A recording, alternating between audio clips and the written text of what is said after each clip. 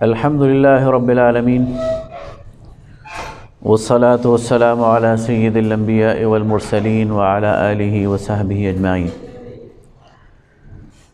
انتہائی محترم حضرات، محترم خواتین، سیرت النبی صلی اللہ علیہ وسلم کے حوالے سے ہماری یہ جو سیریز تھی، آج اس کا 5واں اور آخری پروگرام ہے، آخری نشست ہے، اور اس میں ہم غزوہ بدر اور اس کے بعد آخر تک کے حالات پر انشاءاللہ بات کریں گے۔ اور ایک نشست میں شاید یہ ممکن نہیں ہوتا کہ ہم اس سارے دورانیہ کا احاطہ کر سکیں، تو بس اشارات میں ہم بات کریں گے اور شاید زیادہ تفصیل، بہت زیادہ واقعات کا احاطہ شاید نہ کر سکیں۔ اللہ تعالیٰ سے دعا بھی کرتے ہیں کہ ہمارے وقت میں برکت ڈالے اور ہمیں اس کو مکمل کرنے کی توفیق عطا فرمائے۔ ہجرت کے مباحث ہم کل مکمل کر چکے ہیں کہ نبی کریم صلی اللہ علیہ وسلم ربیع الاول کے ماہ مبارک میں مدینہ طیبہ پہنچے، اور جیسے ہی آپ پہنچے تو آپ نے دو بڑے کام، بلکہ 3 کام کیے۔ ایک تو مسجد کی صورت میں اسلامی معاشرے کے لیے ایک ہیڈ کوارٹر بنایا، دوسرا آپ صلی اللہ علیہ وسلم نے انصار اور مہاجرین کے درمیان مواخات کا سلسلہ قائم کیا، اور تیسرا آپ نے مدینہ کے اندر ایک سٹی اسٹیٹ، ایک چھوٹی سی ریاست قائم کرنے کے لیے ایک معاہدہ کیا جسے میثاق مدینہ کہتے ہیں۔ پہلے 6 مہینے کے اندر اندر یہ سارے کام ہو گئے تھے۔ یہ اندرونی انتظام کرنے کے بعد پھر آپ صلی اللہ علیہ وسلم نے اگلے جو 12-13 مہینے ہیں وہ باہر کے حالات کو کنسولیڈیٹ کرنے اور باہر کے جو قبائل ہیں ان کو حلیف بنانے کی ایک مہم شروع کی۔ تو صورتحال یہ بنی کہ غزوہ بدر سے پہلے، غزوہ بدر سن 2 ہجری میں ہوئی، غزوہ بدر سے پہلے نبی کریم صلی اللہ علیہ وسلم نے 8 مہمات نکالی ہیں، یعنی 12-13 مہینے میں نبی کریم صلی اللہ علیہ وسلم نے صحابہ کی 8 مہمات نکالی ہیں، جن میں سے کچھ میں خود براہ راست اس کی قیادت کی اور کچھ میں صحابہ کو بھیجا، اور اس کا ایک ہی مقصد تھا کہ مدینہ کے گرد و نواح جو قبائل ہیں ان کو اپنے ساتھ حلیف بنایا جائے، ان سے معاہدے کیے جائیں، اور قریش کی جو تجارتی شاہراہ ہے اس پر پہرا دیا جائے۔ آپ کو اچھی طرح معلوم ہے، میں بتا بھی چکا ہوں کہ قریش تاجر تھے، تجارت کرتے تھے، تو ان کی اکانومی ساری کی ساری بیس کرتی تھی تجارت پر، اور اگر ان کی تجارت پھلے پھولے تو اس کا مطلب یہ ہے کہ وہ خطرہ ہیں، مسلمانوں کے سر پر منڈلاتے رہیں گے، اور اگر ان کی تجارت کا گلا گھونٹ دیا جائے تو پھر ان کو کسی اور ہتھیار سے مارنے کی ضرورت نہیں ہے، وہ خود ہی دم توڑ دیں گے۔ لہذا مسلمانوں نے ان کے شر سے بچنے کے لیے اور ان کو ایک کنٹین کرنے کے لیے ان کی جو تجارت ہے اس پر پہرا دینے کا نبی کریم صلی اللہ علیہ وسلم نے اس کے لیے پورا انتظام کیا۔ شعبان 2 ہجری میں نبی کریم صلی اللہ علیہ وسلم جمادی الاخری یا شعبان، یہ رجب یا شعبان، اس میں نبی کریم صلی اللہ علیہ وسلم کو اطلاع ملی کہ ابو سفیان ایک بہت بڑے قافلے کے ساتھ مکہ سے نکلا ہے اور شام کی طرف اس نے تجارت کے لیے جانا ہے۔ قافلہ اتنا بڑا تھا خواجہ صاحب کہ اس میں اس وقت 262 کلو سونے کے برابر سامان تھا۔ آج میں نے کیلکولیٹر لیا، میں نے کہا یہ 262 کلو سونا آج کے مقابلے میں آج کے دور میں کتنا ہوگا، تو 2.6 بلین 2.6 ارب روپے مالیت کا سامان لے کر وہ مکہ سے نکلا، اور صرف 40 سوار تھے اس کے ساتھ۔ نبی کریم صلی اللہ علیہ وسلم نے 200 مہاجرین کو لیا اور اس کا پیچھا کیا، لیکن یہ نکل گیا اور ہاتھ نہیں آیا۔ نبی کریم صلی اللہ علیہ وسلم تو واپس آ گئے، یہ شام گیا، اس نے تجارت کی، واپس جب یہ آنے لگا تو حفظ ما تقدم کے طور پر اس نے زمزم غفاری، عمر غفاری، اس کو اپنا قاصد بنا کر مکہ بھیجا اور کہا کہ قریش کے لوگوں کو کہ اپنے قافلے کو بچانے کے لیے نکلو، اس لیے کہ اسے تجربہ ہو چکا تھا کہ میں جاتے ہوئے تو نکل آیا ہوں، لیکن واپسی پر یہ مسلمان مجھے روک لیں گے۔ وہ جو زمزم غفاری ہے وہ بڑے ڈرامائی انداز سے مکہ کے اندر داخل ہوا، اپنے اونٹ کے کان اس نے چیر دیے، اپنے گریبان کو پھاڑ دیا اور دہائی دینے لگ گیا کہ نکلو گھروں سے اور اپنے قافلے کو بچاؤ، مجھے نہیں پتا کہ تم بچا بھی سکو گے کہ نہیں بچا سکو گے۔ اور ایک کو آرام بچ گیا، اس لیے کہ اتنا بڑا انویسٹمنٹ تھی ان کی، ہر گھر کی اس میں انویسٹمنٹ تھی، تو انہیں تو اس کا احساس ہی نہیں تھا کہ ایسا بھی ہو سکتا ہے۔ تو وہ جناب انہوں نے پھر کوئی زیادہ ان کو تیاری کا بھی موقع نہیں ملا، اور انہوں نے ہر گھر میں جو بندہ تھا وہ باہر نکلا، جو جا سکتا تھا وہ خود گیا، جو نہیں جا سکتا تھا اس نے کسی اور کو بھیجا، اور 1300 افراد پر مشتمل ایک لشکر انہوں نے تیار کیا، اور اس کو ابو جہل نے اس کی قیادت کی۔ اس میں 100 گھوڑے تھے، 600 لوگوں کے پاس زرہیں تھیں، کیل کانٹے سے لیس ہو کر وہ اپنے قافلے کو بچانے کے لیے نکلیں۔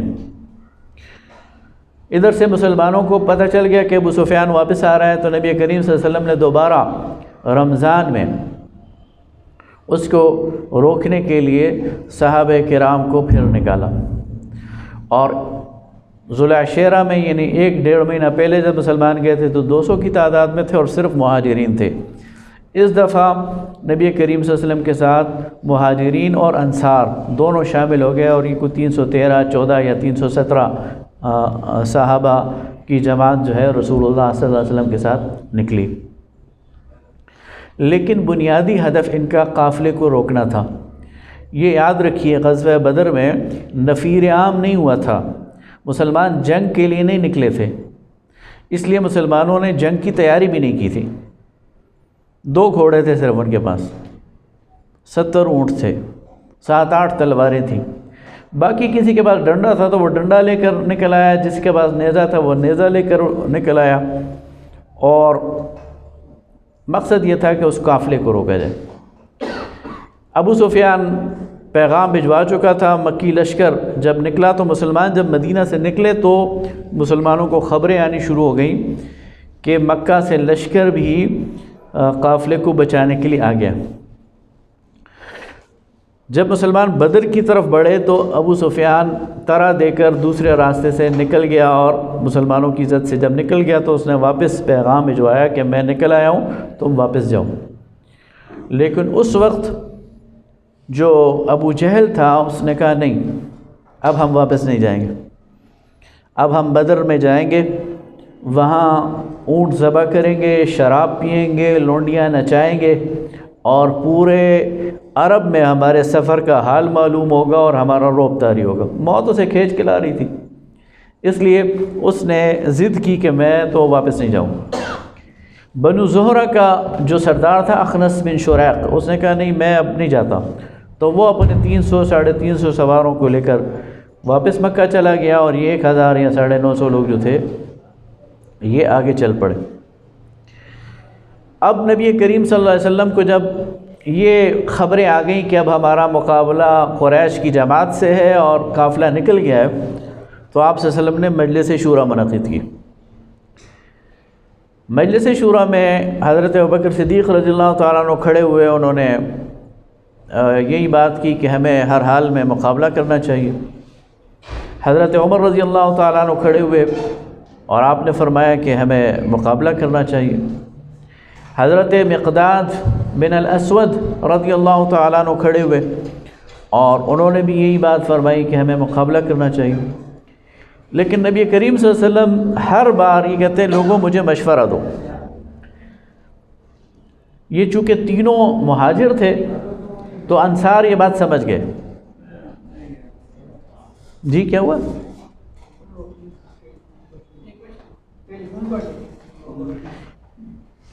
کرسیاں اور لگوا دیں۔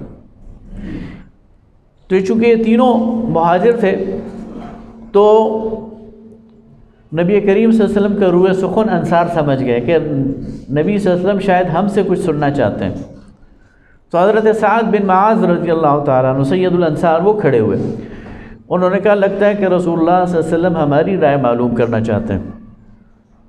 تو یا رسول اللہ ہم تو آپ پر ایمان لائے اور آپ کی دفاع اور آپ کی محافظت کا ہم نے عہد کیا ہے، اب یہ تو جنگ ہے، آپ سامنے سمندر ہے، ہمیں سمندر میں کودنے کا کہیں گے تو ہم وہاں بھی کود جائیں گے۔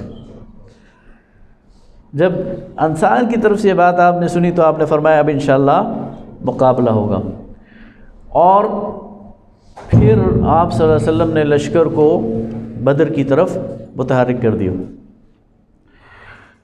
جب بدر کے چشموں تک، بدر کے جو کنویں ہیں وہاں تک پہنچے تو پہلے کنویں پر نبی کریم صلی اللہ علیہ وسلم نے پڑاؤ ڈال دیا۔ یہ رات کا وقت تھا۔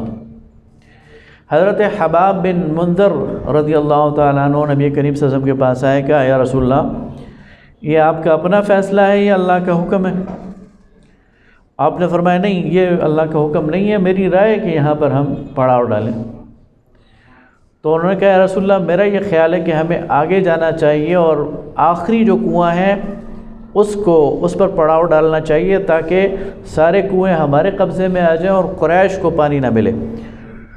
تو کل ہم پانی پی رہے ہوں گے اور مقابلہ کر رہے ہوں گے اور وہ پیاسے ہوں گے۔ آپ نے فرمایا تم نے بہت اچھی بات کہی، اپنی رائے سے رجوع کیا، ان کی رائے کو مانا اور لشکر کو اٹھا کر بالکل آخری چشمے تک لے گئے۔ اگلے دن یعنی اسی رات پھر نبی کریم صلی اللہ علیہ وسلم کے لیے ایک چھوٹا سا چھپر بھی تعمیر کر دیا گیا جسے عریش کہتے ہیں۔ آج بھی جو لوگ بدر جاتے ہیں تو وہاں پر مسجد عریش ہے۔ یہ عریش بالکل اونچائی پر ہے اور بدر کا میدان پیندے میں ہے نیچے، یہاں سے پورا میدان وہ نظر آتا ہے۔ تو یہاں پر نبی کریم صلی اللہ علیہ وسلم کے لیے چھپر تعمیر کر دیا گیا اور وہاں یہ گویا کہ میدان جنگ کا ہیڈ کوارٹر تھا جہاں سے پوری جنگ کو لیڈ کرنا تھا۔ نبی کریم صلی اللہ علیہ وسلم نے بدر کی وہ ساری رات پھر آہو زاری میں گزاری ہے، اللہ تعالیٰ سے مناجات میں گزاری ہے۔ حضرت ابوبکر صدیق رضی اللہ تعالیٰ عنہ آپ کے ساتھ تھے اور آپ صلی اللہ علیہ وسلم کی چادر مبارک آپ کے کندھے سے بار بار گر رہی تھی، وہ چادر اٹھاتے اور سیدھا کر دیتے، پھر چادر اٹھاتے سیدھا کر دیتے، اور پھر بالآخر انہوں نے کہا یا رسول اللہ بس کریں، آپ نے بہت اپنے رب سے مانگ لیا ہے، اللہ تعالیٰ ضرور مسلمانوں کی مدد کرے گا۔ اگلے دن صبح پھر نبی کریم صلی اللہ علیہ وسلم نے خود پورے لشکر کو ڈپلوائے کیا۔ دائیں ہاتھ پہ کون ہوگا، بائیں ہاتھ پہ کون ہوگا؟ دائیں ہاتھ پہ آپ نے حضرت زبیر بن العوام رضی اللہ تعالیٰ عنہ کو میمنہ کا سالار بنایا، بائیں ہاتھ پہ میسرہ میں حضرت مقداد بن الاسود کو بنایا، درمیان میں خود موجود رہے، اور پورے لشکر کو ڈپلوائے کرنے کے بعد آپ صلی اللہ علیہ وسلم نے فرمایا کہ جب تک میں نہیں کہوں گا تم نے نہ تیر چلانا ہے، نہ تلوار چلانی ہے اور نہ وہ کرنا ہے۔ اسی دوران مشرکین میں سے یہ پرانی جنگوں میں یہ ہوتا تھا کہ پہلے انفرادی مقابلے ہوتے تھے۔ تو عتبہ بن ربیعہ جو کہ ابو سفیان کا سسر تھا، ہند کا والد، اور اس کا بھائی شیبہ بن ربیعہ اور عتبہ کا بیٹا ولید، ایک ہی خاندان کے تینوں افراد باہر نکلے انفرادی مقابلے کے لیے۔ ان کا مقابلے میں 3 انصار نکلے۔ تو جب وہ قریب گئے تو انہوں نے کہا ہمارا تم سے کوئی مقابلہ نہیں ہے، ہم اپنے چچیروں بھائیوں سے مقابلہ کریں گے۔ تو انصار واپس آ گئے اور نبی کریم صلی اللہ علیہ وسلم نے حضرت عبیدہ بن حارث، حضرت حمزہ اور حضرت علی کو ان کے مقابلے پر روانہ کیا۔ حضرت عبیدہ بن حارث نے عتبہ کا مقابلہ کیا، حضرت حمزہ نے شیبہ کا مقابلہ کیا، اور حضرت علی نے ولید کا مقابلہ کیا۔ حضرت علی نے اور حضرت حمزہ نے تو ایک ہی وار میں دونوں کو ڈھیر کر دیا، جبکہ عتبہ اور حضرت عبیدہ کا مقابلہ چلتا رہا اور اس میں حضرت عبیدہ بھی زخمی ہو گئے، لیکن پھر عتبہ بھی مارا گیا، تو وہ تو تینوں مارے گئے، یہاں یہ دونوں سلامت رہے، حضرت حمزہ اور حضرت علی۔ حضرت عبیدہ یہ 6-7 دن بعد پھر شہید ہوئے، اور یہ بدر کے 14ویں شہید ہیں۔ اس کے بعد عام مبارزت ہوئی، اور اس میں اللہ تعالیٰ کی طرف سے عین اسی وقت فرشتوں کی مدد آئی۔ نبی کریم صلی اللہ علیہ وسلم نے ایک مٹھی بھر کنکر شاہت الوجوہ کہہ کر دشمنوں کی طرف پھینک دی، اور اللہ تعالیٰ نے اس میں ایک ایسا طوفان ڈال دیا کہ ہر مشرک کی آنکھوں میں وہ کنکر گرے۔ اس کو اللہ تعالیٰ نے سورہ انفال میں کہا، وَمَا رَمَيْتَ إِذْ رَمَيْتَ وَلَكِنَّ اللَّهَ رَمَى، آپ نہیں پھینک رہے تھے، وہ اللہ نے پھینکا۔ اور اللہ تعالیٰ قرآن پاک میں فرماتا ہے کہ اللہ تعالیٰ نے فرشتے اتارے جو اللہ کے حکم سے ان کے جوڑوں پر اور ان کی گردنوں پر جو ہے وہ ضربے لگا رہے تھے دشمنوں کی۔ اسی دوران حضرت عبد الرحمن بن عوف کہتے ہیں کہ جب لڑائی گرم ہو گئی تو میں نے دائیں دیکھا بائیں دیکھا، تو ظاہر انسان کو ہوتا ہے کہ میرے دائیں بائیں مضبوط لوگ ہونے چاہیے تاکہ تحفظ کا احساس ہو۔ تو میں نے دائیں دیکھا ایک چھوٹا بچہ میرے دائیں کھڑا ہے، بائیں دیکھا تو چھوٹا بچہ کھڑا ہے، اور ابھی میں یہ سوچ رہا تھا کہ یار میں تو بالکل یہ نہیں بچوں میں کھڑا ہوں، اور اپنی بھی حفاظت کرنی ہے، ان کی بھی، اس قسم کے خیالات ان کے ذہن میں آ رہے تھے کہ وہ بچے نے میری انگلی ہلائی اور کہا چچا ابو جہل کدھر ہے؟ تو میں نے اس سے کہا کہ ابو جہل کو کیا کرو گے؟ یہ معوذ اور معاذ تھے۔ تو اس نے کہا کہ میں نے سنا ہے کہ وہ رسول اللہ کو گالی دیتا ہے، اور میں گھر سے تہیہ کر کے آیا ہوں کہ میں نے اس کو نہیں چھوڑنا۔ تو کہتے ہیں اتنی میں میری نظر پڑی ابو جہل پر، ایک گھوڑے پر سوار تھا، خود اس نے پہنا ہوا تھا بڑے کر و فر سے، اور فوج کو لڑا رہا تھا۔ تو میں نے کہا وہ دیکھو وہ تمہارا شکار۔ کہتے ہیں کہ اتنی سی میری صرف اشارہ کرنا تھا کہ بجلی کی طرح کودے دونوں، اور ایک نے اس کی ٹانگ پر حملہ کیا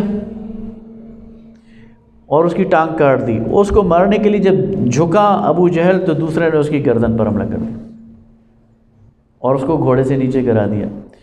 اسی میں اکرمہ بن ابو جہل جو ابو جہل کا بیٹا تھا، بعد میں ایمان لایا، وہ آگے بڑھا اور اس نے معوذ کی ایک جو ہاتھ ہے اس پر حملہ کر کے کندھے سے اس کو جدا کر دیا۔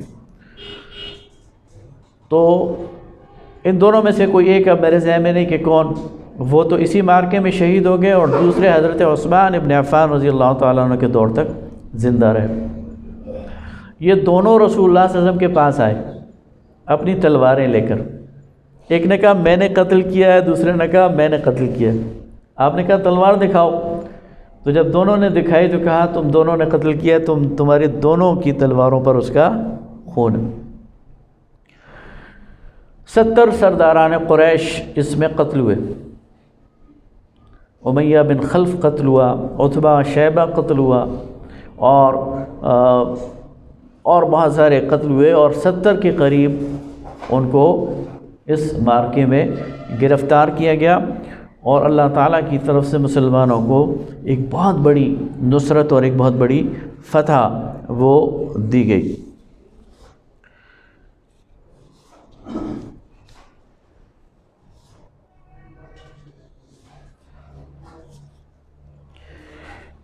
جب مسلمان مدینہ آئے تو ہر طرف سے مبارک سلامت، اور ساتھ ہی پورے عرب میں اس کی خبر پھیل گئی، مسلمانوں کو اللہ تعالیٰ نے ایک اخلاقی برتری دے دی۔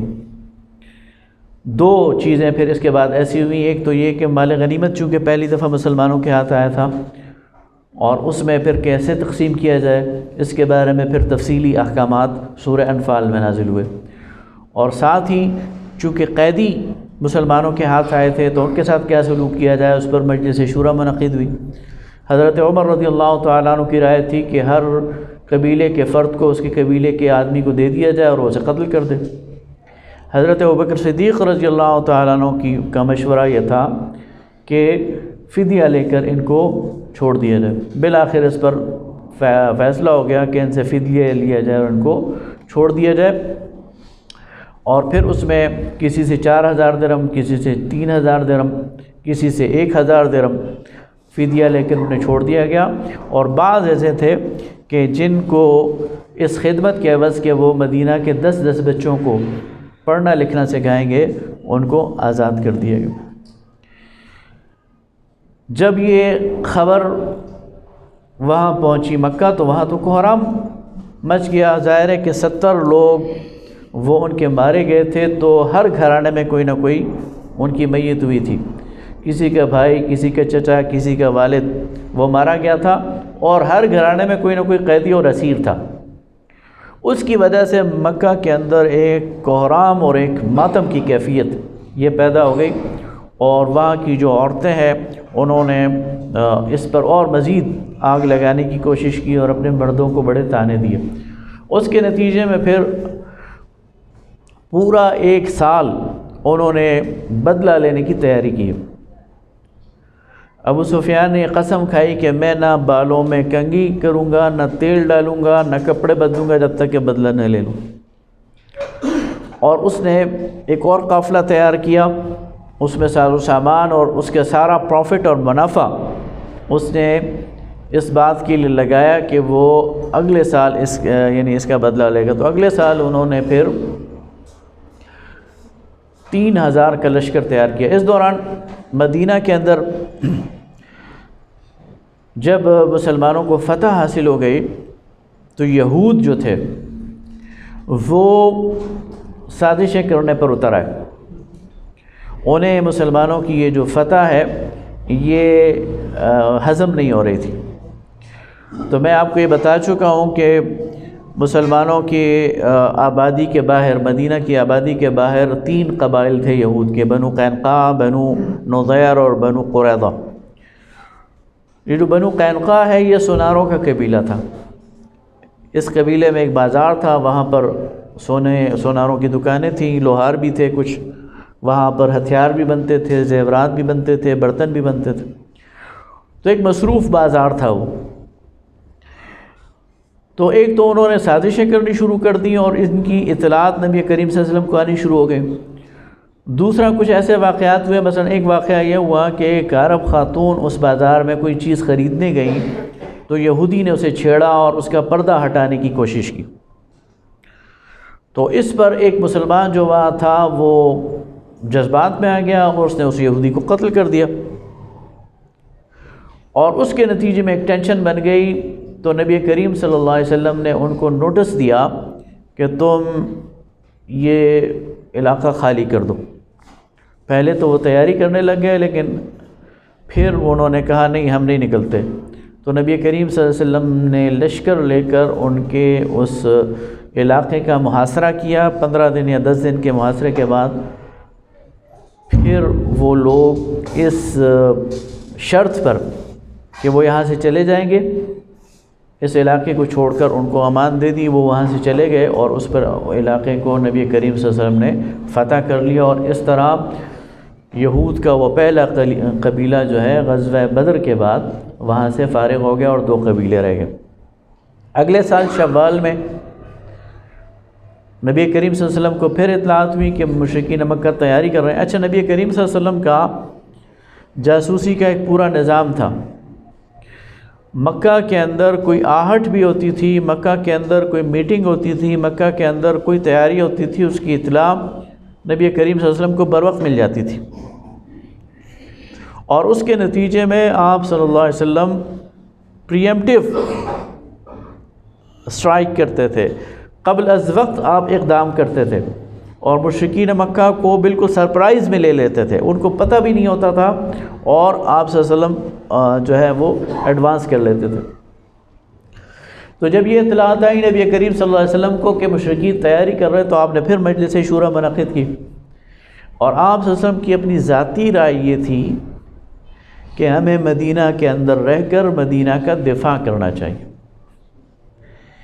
لیکن میں کہہ چکا ہوں کہ بدر کی لڑائی اتفاقی تھی، مسلمان لڑائی کے لیے باہر نہیں نکلے تھے، اور اسی وجہ سے بہت سارے مخلص مسلمان مدینہ میں رہ گئے تھے، اس لیے کہ ان لڑائی کا تو خیال ہی نہیں تھا، لڑائی کی نفیر ہی نہیں تھی. تو بہت سارے مخلص مسلمان وہ مدینہ میں تھے. بعد میں انہیں بڑا افسوس ہوا کہ ہم موقع پہ نہیں تھے، ہمیں جوہر دکھانے کا موقع نہیں ملا، ہمیں لڑنے کا موقع نہیں ملا. تو وہ لوگ ذرا جذباتی تھے، انہوں نے کہا نہیں باہر جا کے لڑیں گے، پچھلی کسر بھی نکالیں گے. نبی کریم صلی اللہ علیہ وسلم گھر تشریف لے گئے. جب آپ گھر تشریف لے گئے تو جو پیچھے کو بار صحابہ تھے انہوں نے ان لوگوں کو، ان میں زیادہ نوجوان تھے، سمجھایا کہ اللہ کے رسول کی رائے یہ ہے کہ ہمیں مدینہ کے اندر دفاع کرنا چاہیے، تو تم کیوں اصرار کر رہے ہو باہر جانے کی؟ نبی کریم صلی اللہ علیہ وسلم زرہ پہن کر جب واپس تشریف لائے تو ان لوگوں نے کہا یا رسول اللہ جیسے آپ کی مرضی اس طرح کریں، ہم آپ کی رائے کو مانتے ہیں. آپ نے فرمایا نہیں، جب نبی زرہ پہن لے تو پھر وہ واپس نہیں جاتا، اب باہر جا کر ہی مقابلہ ہوگا. تو قریش 3000 کی تعداد میں وہاں سے نکلے، اور ان میں 200 گھڑ سوار تھے جو خالد ابن ولید کی قیادت میں تھے. یہاں سے مسلمان 1000 کی تعداد میں مدینہ سے نکلے، اور ظاہر ہے کہ اتنی تیاری تو نہیں تھی. راستے میں عبداللہ ابن ابی نے یہ کہا کہ میری بات نہیں مانی گی. اصل میں اس کی رائے بھی یہ تھی کہ مدینہ کے اندر دفاع کیا جائے. تو پھر اس نے یہ بہانہ بنایا کہ چونکہ میری بات نہیں مانی گئی اس لیے اس نے وہاں پر اپنے 300 بندوں کو واپس کر دیا. تو یہ ایک ظاہر ہے کہ ایک نفسیاتی مسئلہ بھی ہوتا ہے کہ جب آپ جا رہے ہیں تو اختلاف پڑ جائے اور آپ کے ساتھی تو ایک لیکن 700 لوگ جو رہ گئے نبی کریم صلی اللہ علیہ وسلم کے ساتھ، آپ ان کے ساتھ آگے جا کر آپ نے احد کے میدان میں پھر پڑاؤ ڈالا. احد کے میدان کو اگر آپ نے دیکھا ہو جن لوگوں نے، تو ایک طرف تو احد کا پہاڑ ہے، درمیان میں درہ ہے، اس درے کے ساتھ ایک چھوٹی سی پہاڑی ہے. اس چھوٹی سی پہاڑی پر نبی کریم صلی اللہ علیہ وسلم نے 50 تیر اندازوں کو اپوائنٹ کیا، ڈپلوائے کیا، اور ان سے کہا کہ آپ نے یہاں اس وقت تک موجود رہنا ہے جب تک کہ میں آپ کو یہاں سے ہلنے کا آرڈر نہ دے دوں. اور اس سے آگے بڑھ کر اپنے لشکر کو آپ نے ڈپلوائے کیا تاکہ آپ کی جو بیک ہے وہ محفوظ رہے. سامنے سے جب مشرکین مکہ وہ آئے اور مسلمانوں نے ان کا مقابلہ کیا تو پہلے مقابلے میں مشرکین کو شکست ہوئی. اچھا، اس معرکے میں مشرکین مکہ اپنے ساتھ خواتین بھی لے کے آئے تھے، اور وہ خواتین اس لیے لے کے آئے تھے کہ یہ انہیں جنگ پر ابھاریں، اور ان خواتین کی وجہ سے انہیں ذرا یہ غیرت کی وجہ سے اور ان کے اندر لڑنے اور مرنے کا جذبہ ذرا زیادہ ہو. تو پیچھے جو خواتین کی صفیں تھیں یا ان کے خیمے تھے، وہاں ابو سفیان کی بیوی وہ مسلسل ان کی ہلہ شیری کر رہی تھی اور ان کو اکساوا دے رہی تھی.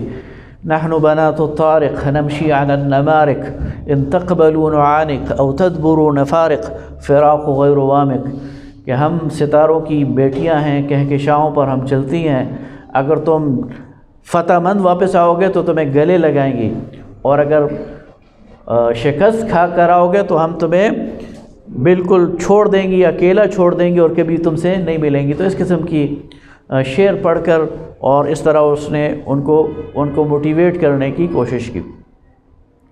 مسلمانوں نے پہلا حملہ کیا، وہ بھاگنے شروع ہو گئے اور بھاگتے بھاگتے عورتوں کے خیموں تک پہنچ گئے.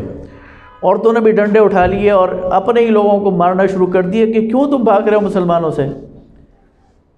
لیکن انہوں نے کوئی حال نہیں دیکھا اور بھاگنا شروع کر دیا. خالد ابن ولید اس وقت ایمان نہیں لائے تھے، وہ گھوڑوں پر اپنے ساتھ جو ان کا دستہ تھا 200 سواروں کا، یہ سارا منظر دیکھ رہے تھے۔ اچھا، یہاں جو درے پر 50 تیر انداز تھے، انہوں نے جب دیکھا کہ مسلمانوں نے میدان مار لیا ہے، مشرکین بھاگ رہے ہیں، تو انہوں نے کہا بس ٹھیک ہے، فتح ہو گئی ہے۔ وہ نیچے اتر آئے۔ ان کے کمانڈر نے انہیں کہا کہ نہ اترو، رسول اللہ نے تمہیں منع کیا ہے، لیکن وہ اتر گئے۔ صرف 13 آدمی وہاں اس کے ساتھ رہے، باقی سارے اتر آئے۔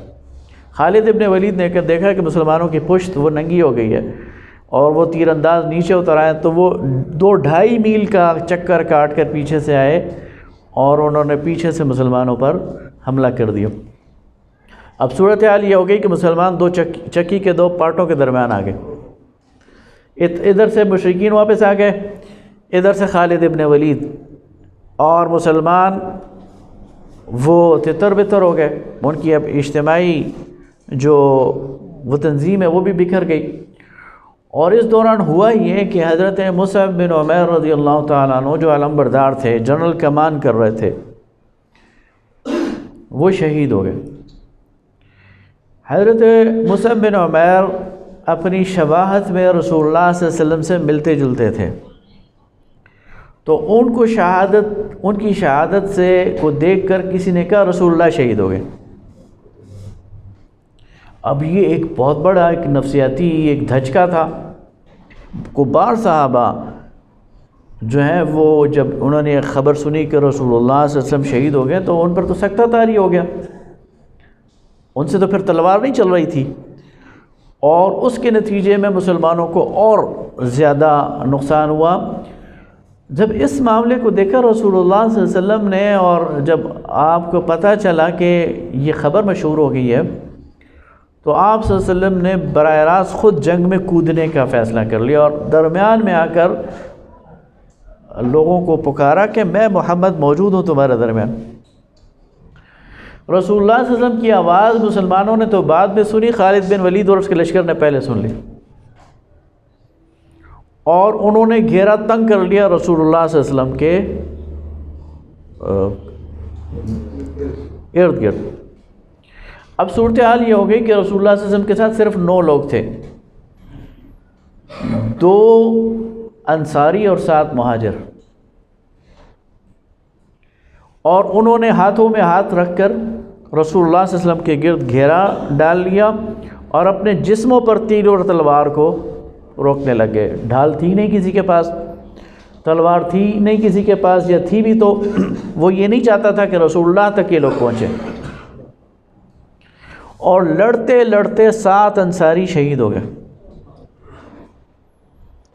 اور 2 مہاجر حضرت سعد ابن ابی وقاص اور حضرت طلحہ یہ بچ گئے۔ اور اس دوران نبی کریم صلی اللہ علیہ وسلم کو دھکا لگا تو آپ ایک گڑھے میں گر گئے، آپ کے پیشانی مبارک پر زخم آئے، آپ کے دانت شہید ہو گئے، اور تھوڑی دیر کے لیے بے ہوش ہو گئے۔ حضرت علی رضی اللہ تعالیٰ عنہ کے قریب موجود تھے، انہوں نے پانی کی چھینٹیں دیے اور آپ کو ہوش میں لانے کی کوشش کی، اور آپ آ گئے ہوش میں۔ اور اس دوران حضرت سعد ابن ابی وقاص رضی اللہ تعالیٰ عنہ بہترین تیر انداز تھے، تو وہ تیر چلا رہے تھے اور دشمنوں کو آپ سے دور کر رہے تھے۔ اور نبی کریم صلی اللہ علیہ وسلم نے زندگی میں پہلی بار یہ کلمہ کسی کے لیے کہا ہے، اور وہ حضرت سعد ابن ابی وقاص ہیں۔ فرمایا فداک امی و ابی یا سعد، تیر چلاؤ، میرے ماں باپ قربان تجھ پہ سعد، تیر چلاؤ۔ بہت مشکل مرحلہ تھا، لیکن مسلمانوں کو جب پتہ چلا کہ رسول اللہ ہیں، وہ آہستہ آہستہ سمٹ کر رسول اللہ صلی اللہ علیہ وسلم کے قریب آ گئے، مزید لوگ آ گئے، اور آپ کو پہاڑی کے اوپر لے جا کر ایک محفوظ مقام پر محفوظ کر لیا۔ آپ کے ارد گرد بیٹھ گئے، تیر اندازوں نے اپنے مورچے سنبھال لیے اور خالد ابن ولید کے لشکر کو پسپا کر دیا۔ ابو سفیان یہ سمجھا کہ بس معاملہ ختم ہو گیا، اس نے اپنے لشکر کو پیچھے سمیٹا اور ڈھونڈتے ڈھونڈتے آوازیں لگاتا ہوا آ رہا تھا کہ تم میں محمد ہیں؟ تو حضرت عمر جواب دینا چاہ رہے تھے، آپ نے فرمایا خاموش ہو جاؤ۔ اس نے کہا چلو ان سے تو جان چھوٹی، تم میں ابو بکر ہیں؟ وہ جواب دینا چاہ رہے تھے، آپ نے روک دیا، کہا چلو ان سے بھی جان چھوٹی، تم میں عمر ہیں؟ وہ پھر جواب دینا چاہ رہے تھے تو کہا نہیں رک جاؤ، تو اس نے کہا چلو ان سے بھی جان چھوٹی۔ تو حضرت عمر نے آواز دی، اللہ کے دشمن، اللہ کے رسول بھی زندہ ہیں، ابو بکر بھی زندہ ہے، عمر بھی زندہ ہے، اور تمہاری کوئی آرزو پوری نہیں ہوئی۔ اس نے کہا اچھا چلو اگلے سال بدر میں دوبارہ مقابلہ ہوگا، اور چلا گیا۔ راستے میں جب وہ کچھ 30-35 کلومیٹر آگے گیا تو لوگوں نے اسے ملامت کیا کہ تم نے کیا کیا ہے؟ مسلمان تو ابھی موجود ہیں، مدینہ ان کی بستی وہ محفوظ ہے، تھوڑی سی تکلیف ہوئی ہے نا انہیں، ان کے 70 یا 80 لوگ مارے گئے، قیدی بھی کوئی نہیں بنا، تو یہ تو تمہاری فتح نہیں ہے۔ تو اسے احساس ہوا کہ واقعی یہ میں نے کیا کیا، لیکن بہت دیر ہو چکی تھی۔ نبی کریم صلی اللہ علیہ وسلم نے صحابہ کرام کو جمع کیا، شہداء کو دفن کیا، اور وہیں پر قیام کیا، اور اگلے دن مدینہ واپس آ کر پھر فوراً ابو سفیان کے لشکر کا تعاقب کیا، اور جب اسے پتہ چلا کہ مسلمان دوبارہ میرا تعاقب کر رہے ہیں تو وہ بھاگ گیا اور اپنا ارادہ اس نے بدل دیا۔ لیکن بدر کے اس موقع پر بہرحال مسلمانوں کو نقصان ہوا۔ حضرت حمزہ رضی اللہ تعالیٰ عنہ شہید ہوئے، نہ صرف یہ کہ شہید ہوئے احد میں، حضرت حمزہ رضی اللہ تعالیٰ عنہ شہید ہوئے، بلکہ ان کے جسم کو چیرا گیا، ان کے اعضاء کا مسئلہ بنایا گیا، اور یہ ساری ابو سفیان کی بیوی ہند نے کیا۔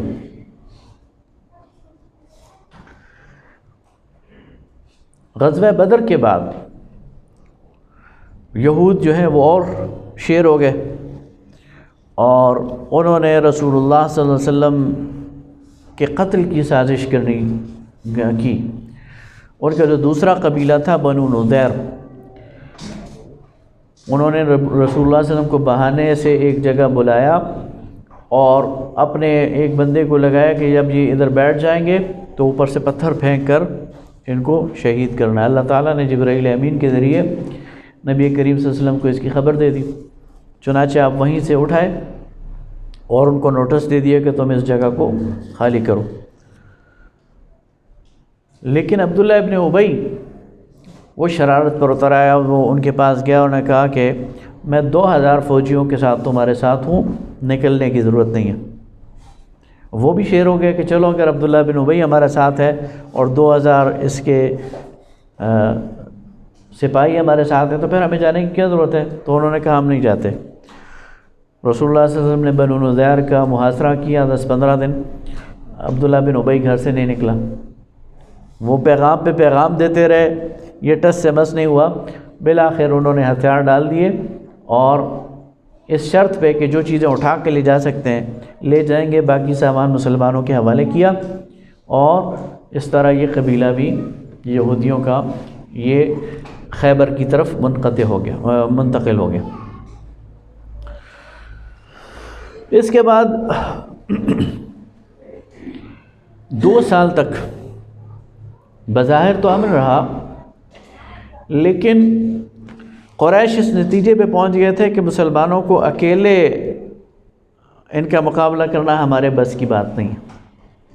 2 اٹیمپٹ ہم کر چکے، ایک میں تو ہمیں صریحاً شکست ہوئی، دوسرے میں ہم نے مسلمانوں کو تھوڑا سا نقصان تو پہنچایا، لیکن مسلمانوں کو ادھیڑ نہیں سکے، مسلمانوں کو اپنی جگہ سے ہٹا نہیں سکے، مسلمانوں کی قوت منتشر نہیں کر سکے۔ اور دوسری طرف یہود جو ان کے 2 قبیلے مدینہ سے نکل گئے تھے، انہوں نے بھی شرارتیں شروع کر دی، اور انہوں نے بھی سازشیں شروع کر دی، اور ان کے پاس پیسہ بہت تھا۔ تو انہوں نے ایک طرف تو قریش کے پاس جا کر قریش کو اکسایا کہ مسلمانوں کا یہ خطرہ دن بدن بڑھ رہا ہے، اس کو ٹیکل کرو، اور ساتھ ہی ساتھ انہوں نے وہاں کے جو دیگر قبائل ہیں بنو غطفان، ان کو بھی کہا کہ مسلمانوں کو اگر تم کنٹین نہیں کرو گے، مسلمانوں کو تم ختم نہیں کرو گے، تو کل یہ تمہارا جزیرۃ العرب سے ناطقہ بند کر دیں گے۔ چنانچہ 3 فریقی اتحاد وجود میں آیا، قریش، یہود اور بنو غطفان۔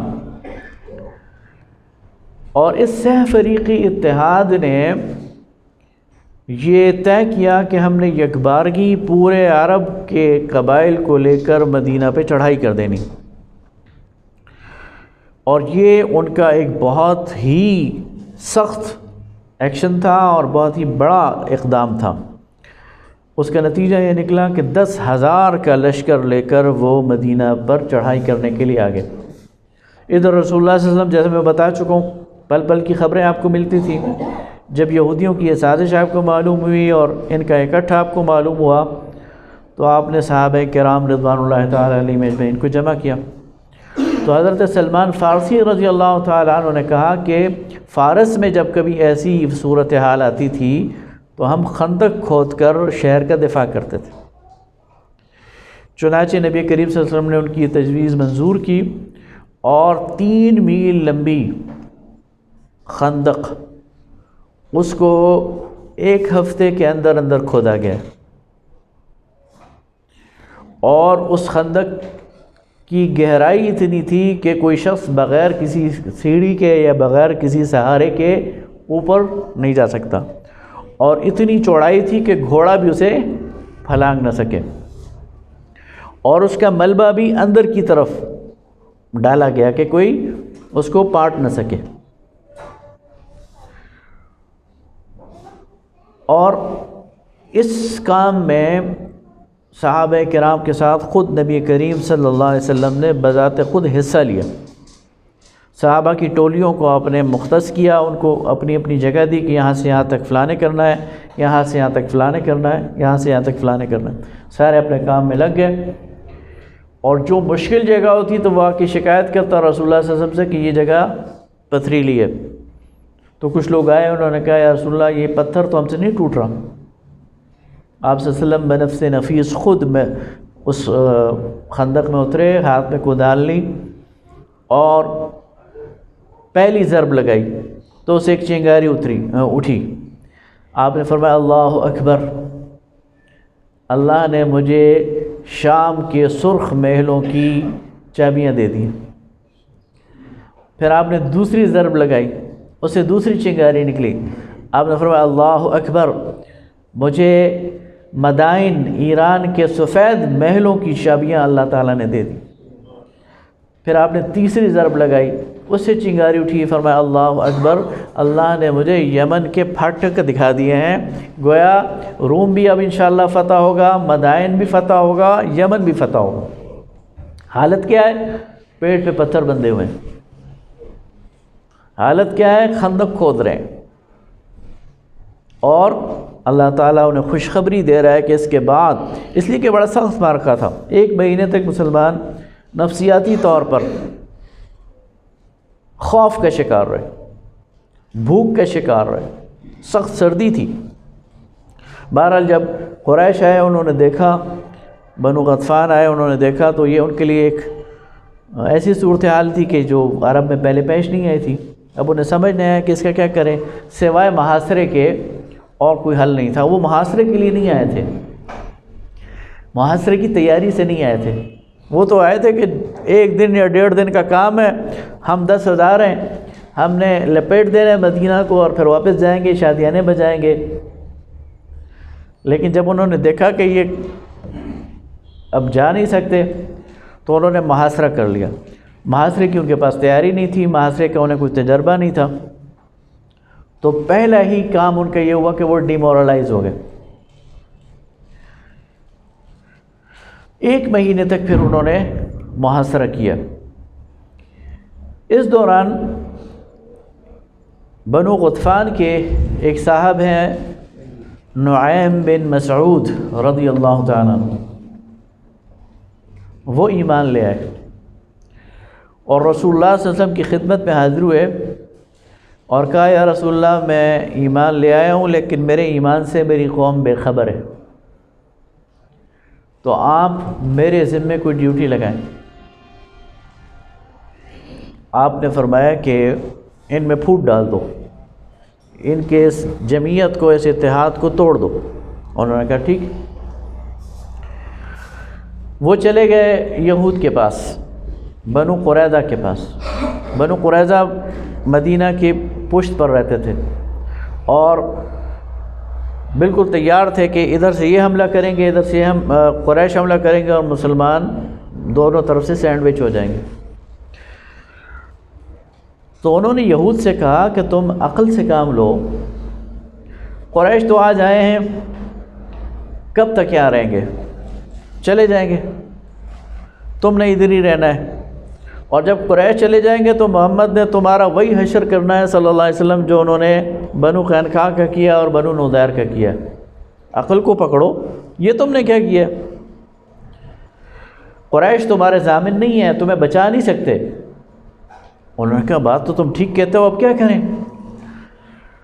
تو نعیم نے ان سے کہا کہ ایسا کرو کہ تم قریش سے کہو کہ ہم تمہارے ساتھ لڑائی میں اس وقت حصہ لیں گے جب تم کچھ نوجوانوں کو ہمارے پاس یرغمال بنا کر رکھو گے، ہمیں کیا پتہ ہے کل تم بھاگ جاؤ۔ انہوں نے کہا بات تو تم ٹھیک کہتے ہو۔ یہاں سے اٹھے قریش کے پاس چلے گئے۔ قریش سے کہا کہ دیکھو میری اطلاعات یہ ہیں کہ یہود پشیمان ہیں اور وہ محمد صلی اللہ علیہ وسلم سے معاملہ سدھارنا چاہتے ہیں، اس لیے وہ تم سے کہیں گے کہ کچھ نوجوان ہمیں دے دو، یا یرغمال کے طور پر تم انہیں دے دو گے تو وہ ان نوجوانوں کو محمد کے حوالے کر دیں گے اور اپنے کاغذ صاف کر لیں گے، اس لیے ان پر اعتماد نہ کرنا۔ ان کے کان کھڑے ہو گئے۔ انہوں نے پیغام بھیجا کہ 1 مہینے کے محاصرہ ہو گیا، بہت زیادہ ہو گیا یہود کو، تو کل ہم لڑائی کریں گے۔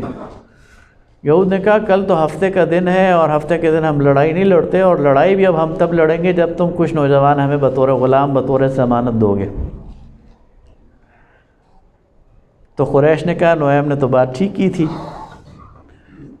اور اس طرح ان کے درمیان ایک پھوٹ پڑ گئی۔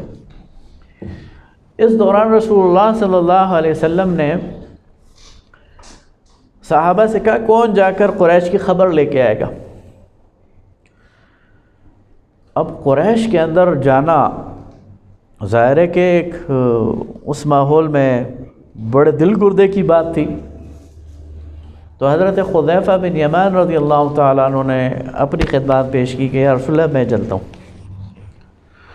تو قریش بیٹھے ہوئے ہیں اور آپس میں مشورہ کر رہے ہیں کہ کیا کیا جائے، اور یہ ساری چیزیں ڈسکس ہو رہی ہیں کہ یہود یہ کہہ رہے ہیں اور ہم یہ کہہ رہے ہیں۔ حضرت حذیفہ پہنچ جاتے ہیں اس محفل میں۔ ظاہر ہے رات کا وقت ہے، اندھیرا ہے، تو اتنے چہرے تو شناسا نہیں ہوتے نا۔ تو وہاں ایک دلچسپ صورتحال پیش آ گئی کہ ابو سفیان نے یا کسی نے کھڑے ہو کے کہا کہ ہو سکتا ہے تمہارے اندر کوئی جاسوس ہو، اس لیے ہر ایک بندہ اپنے ساتھی سے پوچھے کہ وہ کون ہے، اپنا تعارف کرائے۔ حضرت حذیفہ کہتے ہیں پہلے تو میرے دل میں خوف کی لہر آئی کہ اگر مجھ سے پوچھ لیا کسی نے تو میں کیا کہوں گا، لیکن اس سے پہلے کہ مجھ سے کوئی پوچھے میں نے دائیں اور بائیں والے سے پوچھا بھائی کون ہو تم، یعنی آگے بڑھ کر ان کا تعارف حاصل کیا۔ تو مجھ سے تو کسی نے نہیں پوچھا، میں نے ان لوگوں سے پوچھا اور انہوں نے اپنا تعارف کرایا، اور میں نے کہا چلو ٹھیک ہے اپنے ہی لوگ۔ تو اس طرح وہ وہاں کی ساری خبریں لے کر آ گئے، اور اسی رات اللہ تعالیٰ نے ایک زور کی آندھی بھیجی۔ اس آندھی نے ان کے سارے خیمے الٹ دیے، ان کے چولہے الٹ دیے، اور صبح جب سورج نکلا تو میدان خالی تھا۔ سارے کے سارے قریش اور بنو غطفان وہ اپنا سامان سمیٹ کر جا چکے تھے، اور نبی کریم صلی اللہ علیہ وسلم نے فرمایا الآن تغزوہم ولا یغزونا، اس کے بعد تم ان پر حملہ کرو گے، یہ ہم پر حملہ نہیں کریں گے۔ نحن نسیر الیہم، ہم ان کی طرف جائیں گے۔ اب یہ ان کی آخری وہ تھی، کوشش تھی۔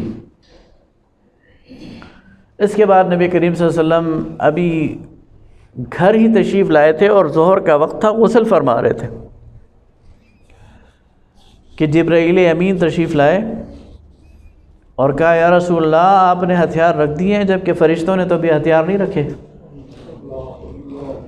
چلیں بنو قریظہ کی طرف، جنہوں نے بدعہدی کی ہے ان کی طرف چلیں۔ ظہر کا وقت تھا، رسول اللہ صلی اللہ علیہ وسلم نے اعلان فرما دیا کہ جو ایمان پر اور آخرت پر اور رسالت پر یقین رکھتا ہے اسے چاہیے کہ عصر کی نماز بنو قریظہ میں پڑھے۔ آپ دیکھیں کتنا 1 مہینے کی مسلسل لڑائی، اس لڑائی کے بعد اگلے دن فتح، اور اسی دن ظہر کے وقت اعلان ہو جاتا نہیں ابھی نہیں مکمل ہوا کام، یہاں سے نکلو عصر وہاں پڑھنی۔ تو عصر کے وقت وہاں پہنچو، اور پھر نبی کریم صلی اللہ علیہ وسلم نے بنو قریظہ کا محاصرہ کیا۔ بنو قریظہ پھر بات چیت پر اتر آئے اور انہوں نے یہ اندیہ دیا کہ حضرت سعد بن معاذ رضی اللہ تعالیٰ عنہ ان کے حلیف ہیں، تو ان کو حکم بنا دیتے ہیں، یہ ہمارے بارے میں جو فیصلہ کریں ہمیں قبول ہے۔ حضرت اور ان کا یہ خیال تھا کہ سعد بن معاذ ہمارے حلیف ہیں تو ہمارے حق میں فیصلہ کریں گے۔ حضرت سعد بن معاذ رضی اللہ تعالیٰ عنہ سید الانصار، انہوں نے یہ فیصلہ کیا کہ انہوں نے چونکہ بدعہدی کی ہے لہٰذا ان کے سارے قابل جنگ مردوں کو قتل کر دیا جائے۔ تو سارے بالغ مردوں کو ان کے قتل کر دیا گیا، اور باقی جو ان کے لوگ تھے ان کو کہا گیا کہ وہ چلے جائیں، ان کی عورتیں ان کے بچے وہ شام کی طرف اور خیبر کی طرف چلے گئے، اور اس طرح بنو قریظہ میں بھی اللہ تعالیٰ نے مسلمانوں کو فتح دی۔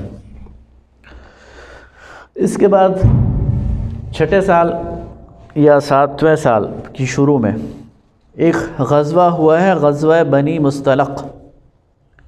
یہ غزوہ تو اتنا اہم نہیں ہے اور نہ اس میں کوئی لڑائی پیش آئی، لیکن اس سفر کے دوران 2 واقعات ایسے پیش آئے کہ جن کی وجہ سے یہ غزوہ بڑا اہم ہے۔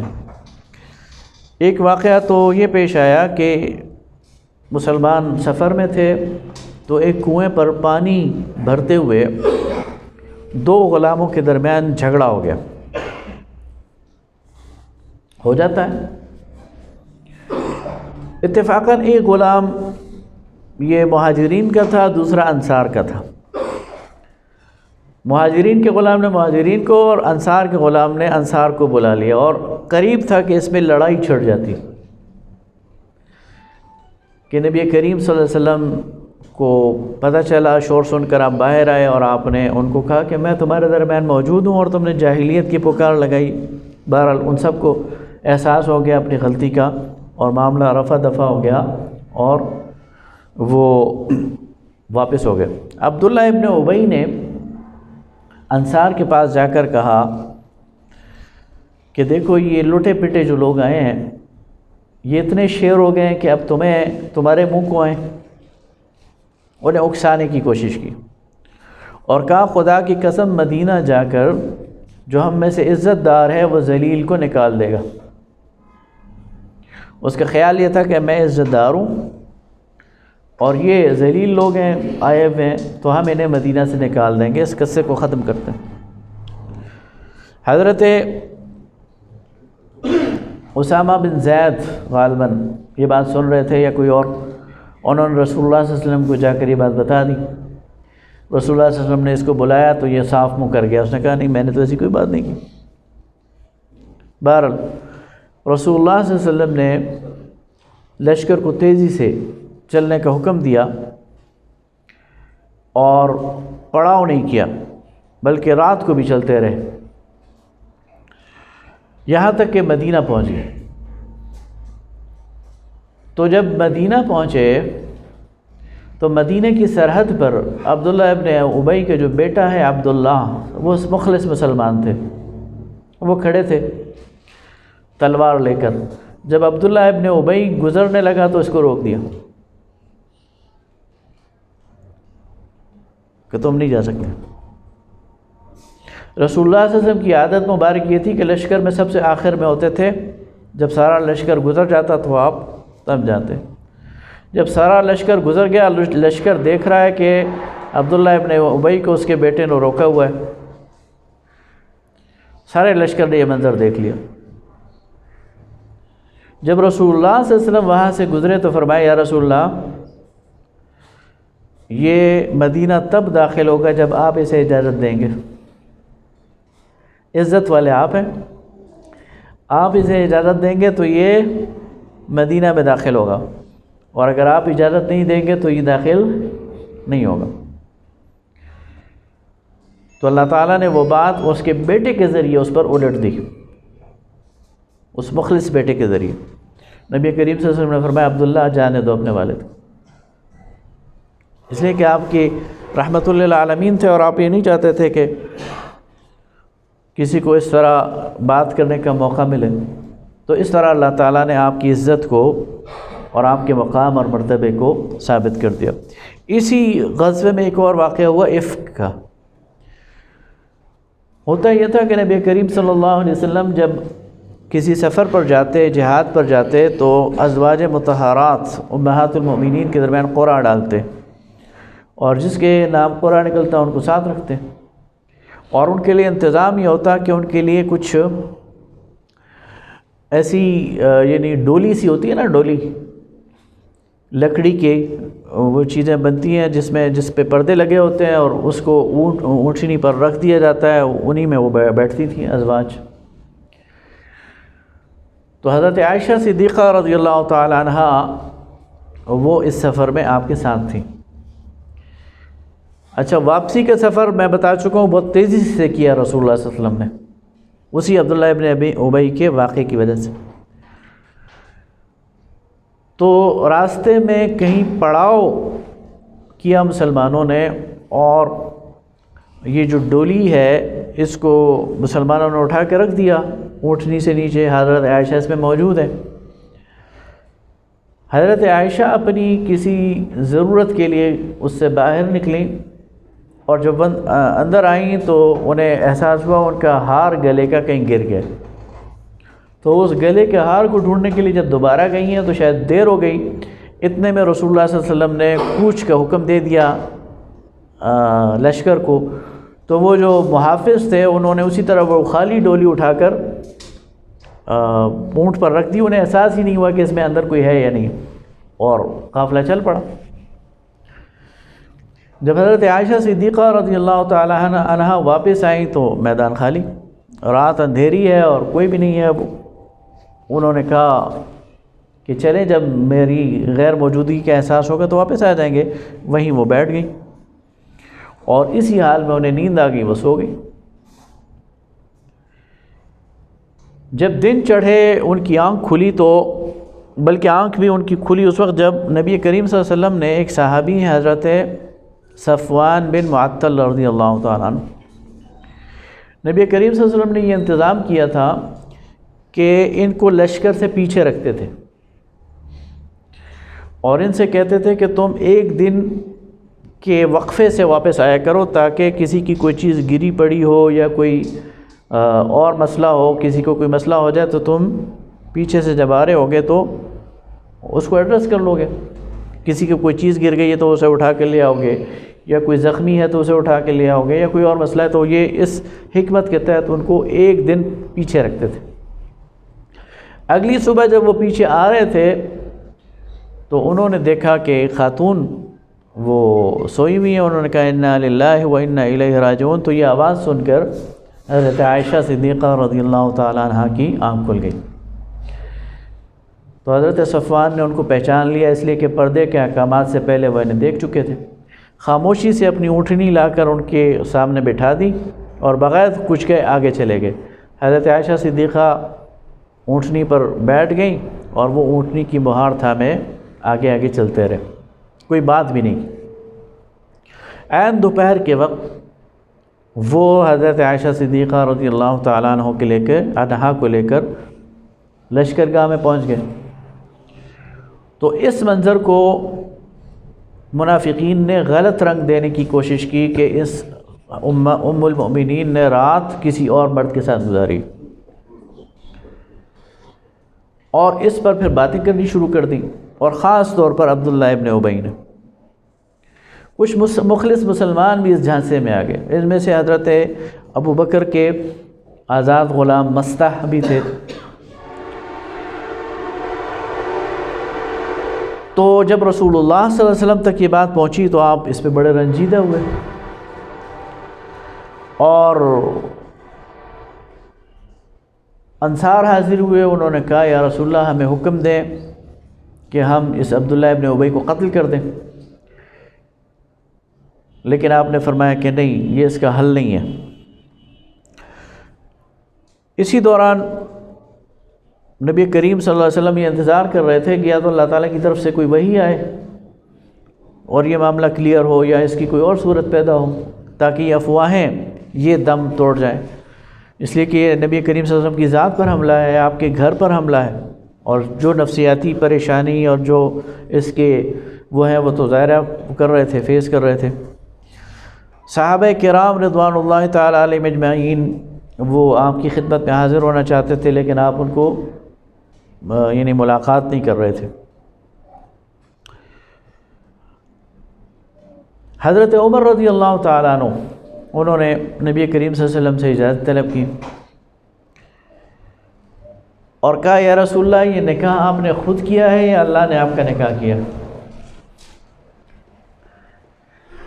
تو نبی کریم صلی اللہ علیہ وسلم نے فرمایا کہ اللہ نے عائشہ کو میرے لیے منتخب کیا ہے اور اللہ نے میرا نکاح کیا۔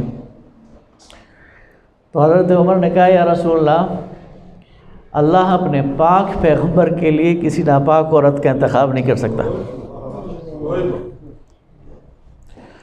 نبی کریم صلی اللہ علیہ وسلم نے جب یہ سنا نا تو آپ کا سارا غم اور ساری وہ جو کیفیت ہے وہ ٹھیک ہو گئی۔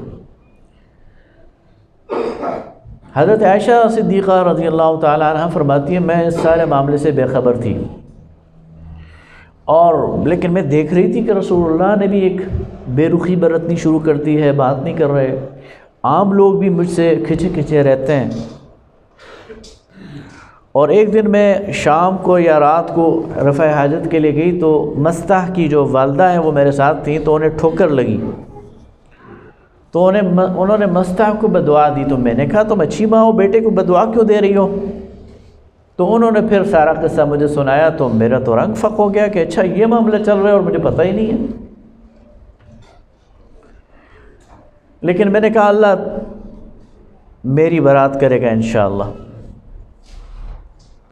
اور پھر ایک مہینے بعد جب قرآن پاک اترا تو اس میں سورہ نور میں اللہ تعالیٰ نے حضرت عائشہ صدیقہ رضی اللہ تعالیٰ عنہ کی برات کی، اور جنہوں نے یہ بہتان لگایا تھا ان پر پھر عبداللہ ابن ابی کے علاوہ باقیوں کو 80 کوڑے لگانے کا حکم دیا گیا، اور اللہ تعالیٰ نے کہا کہ سبحانک ھذا بہتان عظیم، پاک ہے اللہ کی ذات اور یہ بہت بڑا بہتان ہے۔ تو دیکھیں کہ اللہ کے رسول صلی اللہ علیہ وسلم اور آپ کا گھرانہ براہ راست کتنے ٹارگٹ تھا، کتنا بڑا، اور کتنے حملے اس پر ہوتے تھے، لیکن اللہ کے لیے انہوں نے یہ سارا برداشت کیا۔ 7ویں سال نبی کریم صلی اللہ علیہ وسلم نے عمرے کی نیت کی، 6 سال، اور اس کے لیے آپ صلی اللہ علیہ وسلم 1400 صحابہ کو لے کر مدینہ سے نکلے۔ ذوالحلیفہ کے مقام پر آپ نے احرام باندھا، لیکن جب حدیبیہ کے مقام پر پہنچے تو مشرکین مکہ کی طرف سے یہ سگنلز آنے شروع ہو گئے کہ وہ مسلمانوں کو نہیں آنے دیں گے۔ چنانچہ آپ نے حضرت عثمان ابن عفان رضی اللہ تعالیٰ عنہ کو اپنا سفیر بنا کر بھیجا۔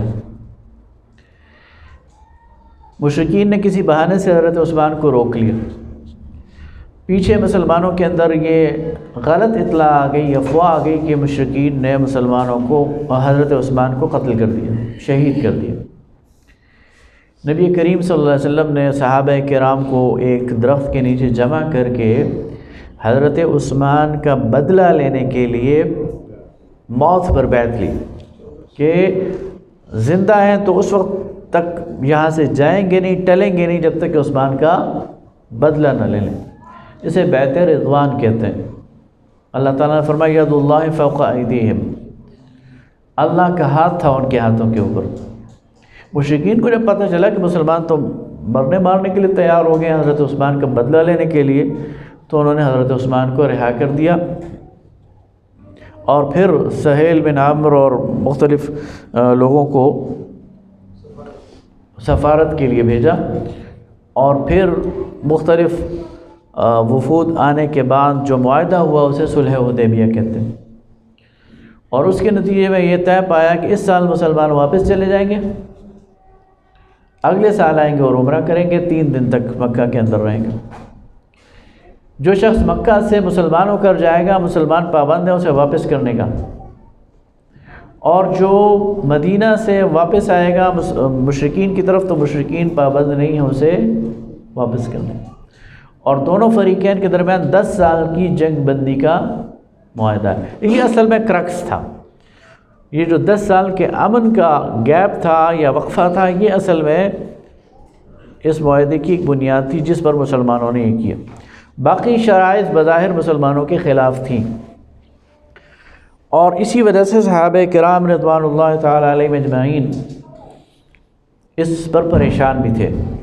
حضرت عمر رضی اللہ تعالیٰ عنہ نے اس پر ذرا بحث بھی کرنے کی کوشش کی، لیکن اللہ کے رسول کو اللہ تعالیٰ کی ہدایت اور رہنمائی میں چونکہ اس کا امر تھا تو آپ نے یہ معاہدہ کر لیا۔ حضرت ام سلمہ کہتی ہیں کہ رسول اللہ صلی اللہ علیہ وسلم نے جب یہ معاہدہ کیا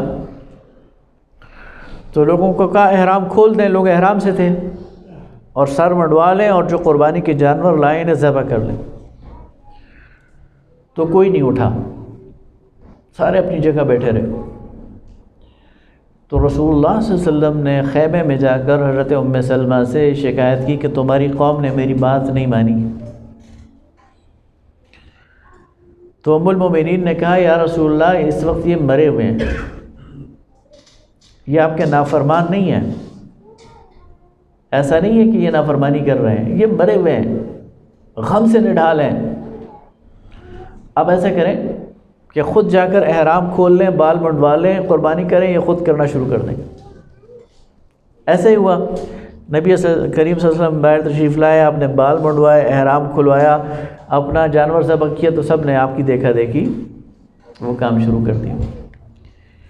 تو ام المومنین کے مشورے کے نتیجے میں مسلمان ایک بہت بڑی آزمائش سے بچ گئے، رسول اللہ صلی اللہ علیہ وسلم کی نافرمانی سے بچ گئے۔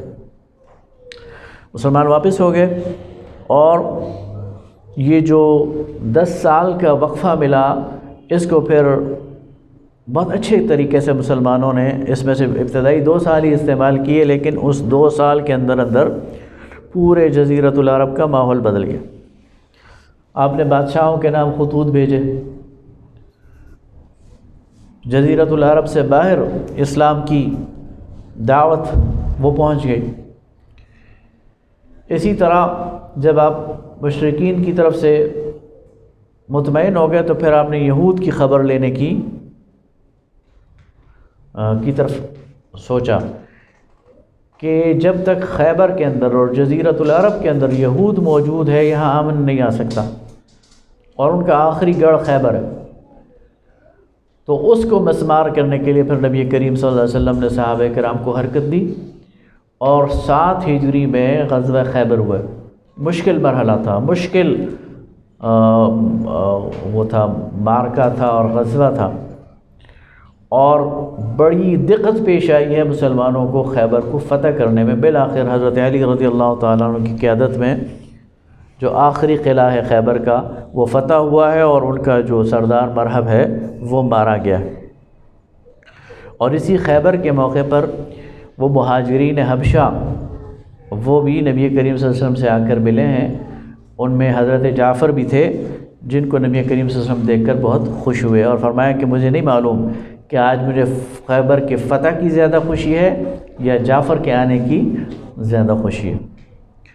اگلے سال مسلمانوں نے پھر عمرہ کیا، عمرۃ القضاء، اور اسی سال مسلمانوں نے جنگ موتا بھی لڑی ہے۔ نبی کریم صلی اللہ علیہ وسلم نے دنیا کے بادشاہوں کو خطوط لکھے، ان میں سے ایک خط آپ نے بصرہ کے حاکم کو لکھا، تو اس کا جو گورنر تھا وہاں، شامی گورنر شرجیل یا شرحبیل، اس نے نبی کریم صلی اللہ علیہ وسلم کے قاصد کو گرفتار کیا اور قتل کر دیا۔ تو قاصد کا گرفتار کرنا یہ تو سفارتی آداب کے خلاف ہے، تو اس کا بدلہ لینے کے لیے نبی کریم صلی اللہ علیہ وسلم نے 3000 کا لشکر ترتیب دیا، جس نے موتا کے مقام پر پھر رومی لشکر کا مقابلہ کیا۔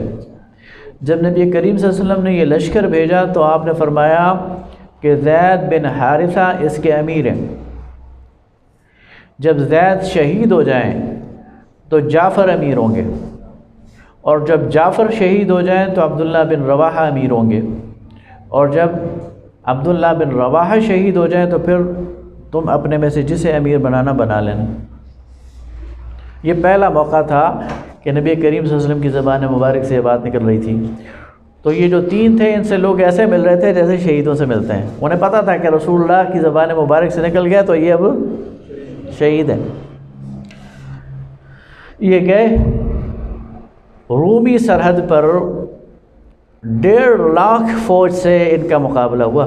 3000 ہیں یہ، مقابلے پر 1.5 لاکھ فوج۔ مقابلہ ہوا، حضرت زید شہید ہو گئے۔ نبی کریم صلی اللہ علیہ وسلم مسجد نبوی میں اللہ تعالیٰ کی دی ہوئی علم کی بنیاد پر آپ نے فرمایا کہ زید شہید ہو گئے ہیں، اور جعفر کو انہوں نے امیر بنا لیا۔ حضرت جعفر رضی اللہ تعالیٰ عنہ لڑتے لڑتے پہلے ان کا ایک بازو شہید ہوا، پھر ان کا دوسرا بازو شہید ہوا، پھر وہ خود شہید ہو گئے۔ تو فرمایا کہ جعفر بھی شہید ہو گئے ہیں اور جنت میں اڑتے ہوئے گئے ہیں، اس لیے انہیں جعفر طیار کہتے ہیں۔ پھر آپ نے فرمایا کہ عبداللہ ابن رواحہ بھی شہید ہو گئے، اور اس کے بعد آپ نے فرمایا کہ اب مسلمانوں کی کمان اللہ کی تلواروں میں سے ایک تلوار کے پاس آ گئی۔ اس موقع پر حضرت خالد ابن ولید رضی اللہ تعالیٰ عنہ موجود تھے، اور لوگوں نے انہیں اپنا امیر بنا لیا۔ حضرت خالد نے ایسی اسٹریٹجی اختیار کی کہ ایک تو ساری رات اپنے لشکر کو متحرک رکھا، تو رومی لشکر یہ سمجھا کہ مسلمانوں کی کمک آ گئی ہے، اور دوسرا انہوں نے جنگل کا ایک تنگ راستہ چن کر اپنے لشکر کو اس پر ڈال کر واپس نکال لیا۔ رومی لشکر 1.5 لاکھ کی تعداد میں تھا، بڑا لشکر تھا، بڑا ساز و سامان تھا، وہ پیچھا نہیں کر سکا، تو مسلمانوں کو بحفاظت انہوں نے مدینہ پہنچا دیا۔ تو لوگ کہتے تھے خالد نے مسلمانوں کے لشکر میں 3000 کا اضافہ کیا، اس لیے کہ جو 3000 ہم نے بھیجے تھے وہ تو شہید ہو گئے، 1.5 لاکھ کے مقابلے میں 3000 کی کیا حیثیت ہے؟ خالد نے واپس لائے ہیں، بچا کر لائے ہیں، تو یہ گویا ایک اضافہ ہے۔ تو اس طرح حضرت خالد ابن ولید کی شخصیت وہ ابھر کر آ گئی، اور رسول اللہ صلی اللہ علیہ وسلم کی طرف سے انہیں سیف اللہ کا لقب ملا۔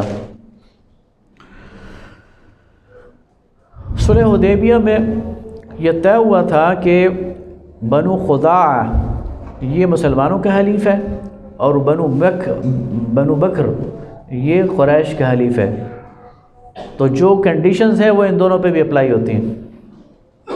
یہ دونوں بھی آپس میں 10 سال تک جنگ نہیں کریں گے، لیکن بنو بکر نے بنو خزاعہ پر رات کو چھاپا مارا اور ان کے جانور لوٹ لیے اور معاہدہ توڑ دیا، اور قریش نے درپردہ ان کی مدد کی۔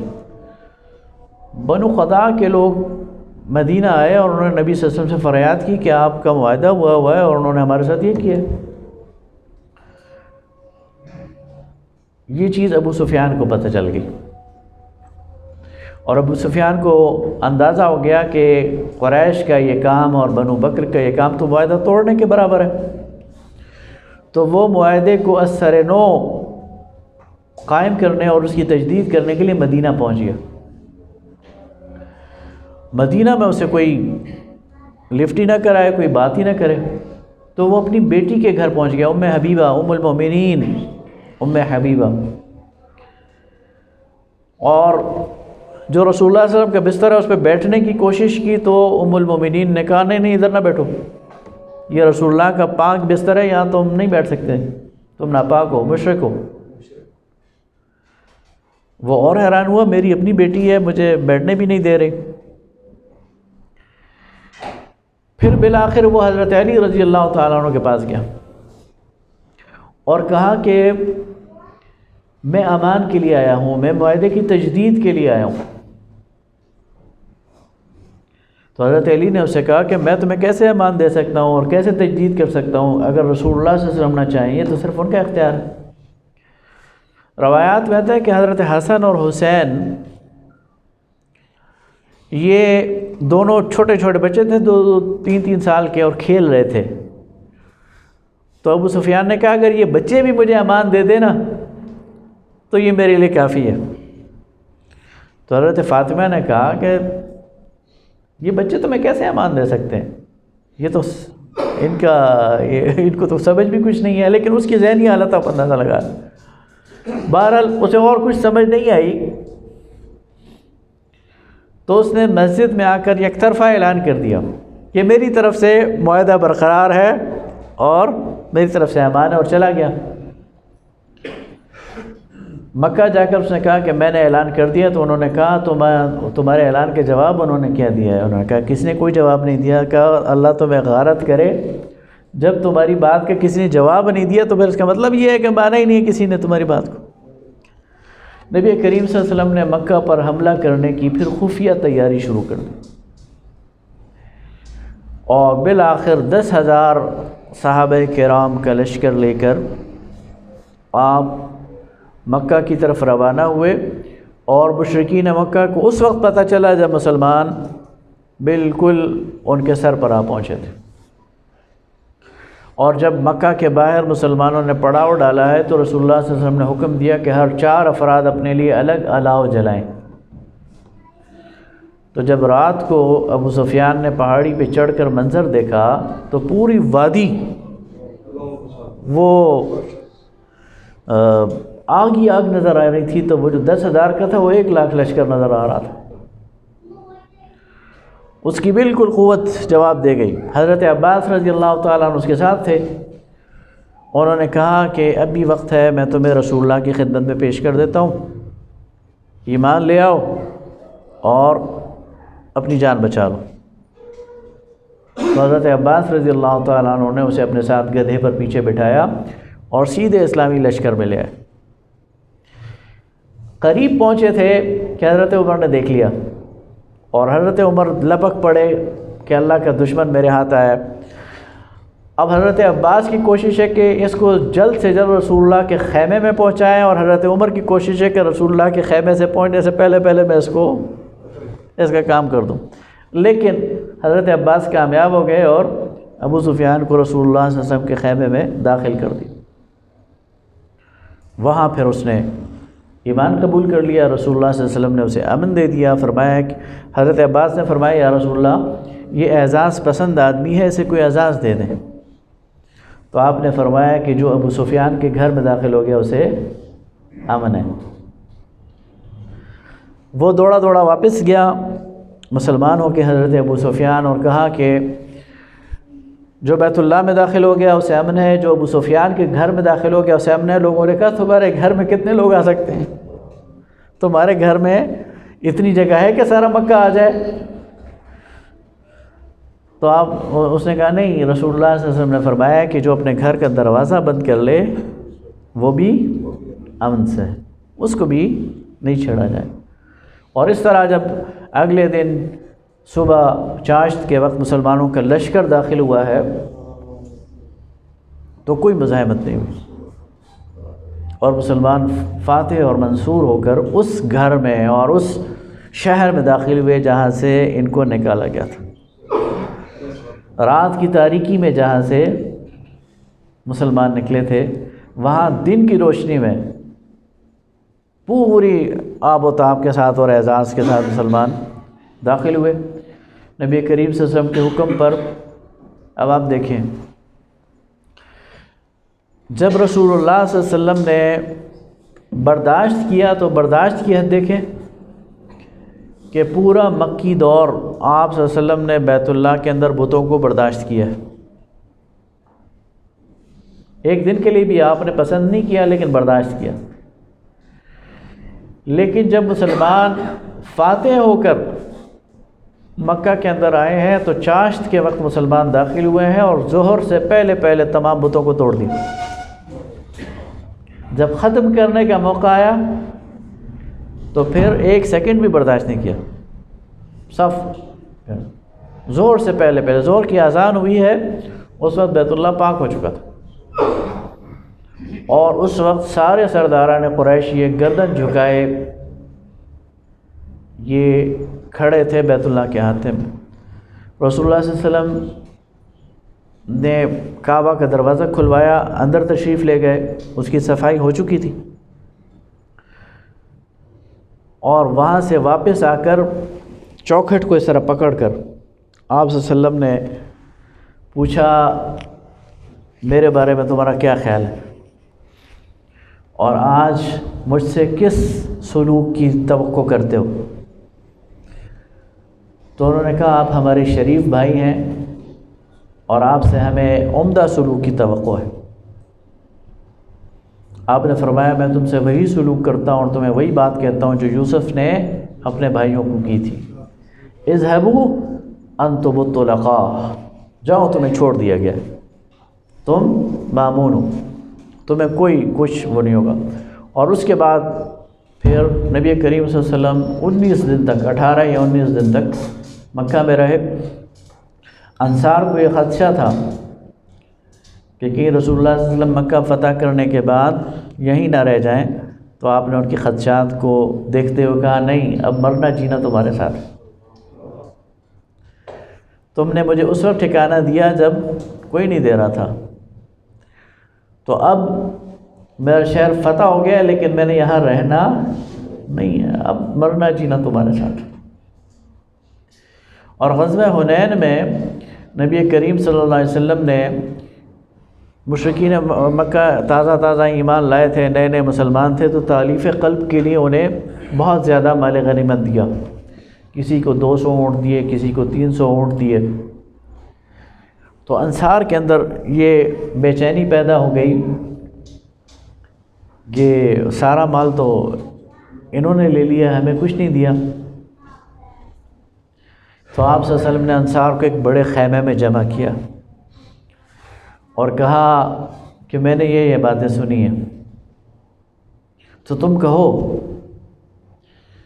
اور تمہیں حق ہے کہ تم یہ کہو کہ جب آپ کو کسی نے ٹھکانہ نہیں دیا تو ہم نے ٹھکانہ دیا، جب آپ پہ کوئی مال خرچ نہیں کر رہا تھا تو ہم نے خرچ کیا۔ انصار کی چیخیں نکل گئیں، کہا یا رسول اللہ ہم یہ بات نہیں کر رہے۔ آپ نے فرمایا نہیں، کیا تم یہ پسند نہیں کرتے کہ لوگ بھیڑ بکریاں اور اونٹ لے جائیں اور تم اللہ کے رسول کو لے جاؤ؟ ان کی چیخیں نکل گئی، انہوں نے کہا ہم راضی ہیں اللہ کے رسول پر، ہمارے پاس یہ نعمت ہے، ہمیں کسی اور نعمت کی ضرورت نہیں، ہمیں کسی اور چیز کی ضرورت نہیں۔ اور اسی طرح خوشی خوشی پھر یہ واپس گئے۔ اسی دور میں غزوہ حنین بھی ہوا، باہر کے جو قبائل تھے اس میں وقتی طور پر مسلمانوں کو تھوڑا سا نقصان ہوا، لیکن پھر بالآخر اللہ تعالیٰ نے فتح دی، اور فتح بھی ایسی دی کہ بہت بڑا مال غنیمت مسلمانوں کے ہاتھ لگا، اور 6000 جنگی قیدی وہ مسلمانوں کے ہاتھ لگے۔ اور اس موقع پر ایک لڑکی آئی قیدیوں میں، اور اس نے تعارف کرایا یا رسول اللہ میں شیمہ ہوں، بچپن میں آپ کو گوشت نہیں کھلایا ہے میں نے، میرے رضائی بھائی ہیں آپ صلی اللہ علیہ وسلم تڑپ کر اٹھے، اس کے استقبال کیا، اس کے لیے چادر بچھائی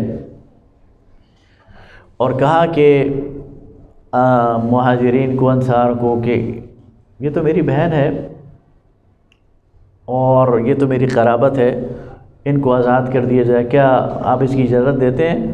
انہوں نے کہا کیوں نہیں، یا رسول اللہ کی قرابت ہو اور ہم اجازت نہ دیں؟ ان کی وجہ سے سارے قیدی رہا ہو۔ پھر اس کے بعد غزوہ طائف بھی ہوا، اور طائف کا محاصرہ کرنے کے بعد پھر نبی کریم صلی اللہ علیہ وسلم واپس چلے گئے۔ اگلا سال وہ 9واں سال یہ تبوک کے مارکے کا ہے۔ غزوہ موتا میں جب رومی لشکر کو ہزیمت ہوئی اور مسلمان اس سے سیف نکل آئے تو رومیوں کو احساس ہو گیا کہ یہ تو بہت خطرناک لوگ ہیں، یہ 3000 تھے اور ہمارے 1.5 لاکھ کا مقابلہ انہوں نے کیا ہے، تو ان کا تو مقابلہ کرنا چاہیے اور اس خطرے کا نوٹس لینا چاہیے۔ تو رومی قیصر روم نے روم کی سرحد پر 2.5 لاکھ کا لشکر جمع کیا اور مزید فوجوں کو بلوایا۔ نبی کریم صلی اللہ علیہ وسلم کو جب اس کی اطلاعات ملی تو آپ نے بھی صحابہ کرام میں نفیر عام کر دیا، اور یہ قرآن پاک کو اگر آپ سورہ توبہ کو پڑھیں تو بڑا سخت اس کے اندر اللہ تعالیٰ نے انداز اختیار کیا۔ 12 مسلمان، اس میں 30,000 مسلمان مجاہدین وہ تیار ہوئے اور لوگوں نے دل کھول کر اس میں خرچ کیا۔ حضرت ابوبکر صدیق رضی اللہ تعالیٰ عنہ اپنے گھر کا سارا مال لے کر آئے، حضرت عمر رضی اللہ تعالیٰ عنہ اپنے گھر کا آدھا مال لے کر آئے، حضرت عثمان ابن عفان رضی اللہ تعالیٰ عنہ 1000 سونے کی اشرفیاں وہ انہوں نے پیش کی، اور سینکڑوں اونٹوں کو غلے سے لدے لدائے انہوں نے پیش کیا۔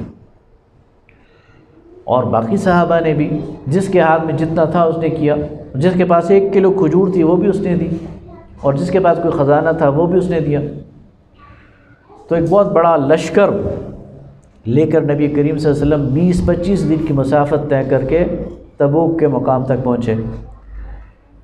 سخت گرمی تھی، اور پھر 20-22 دن وہاں قیام کیا۔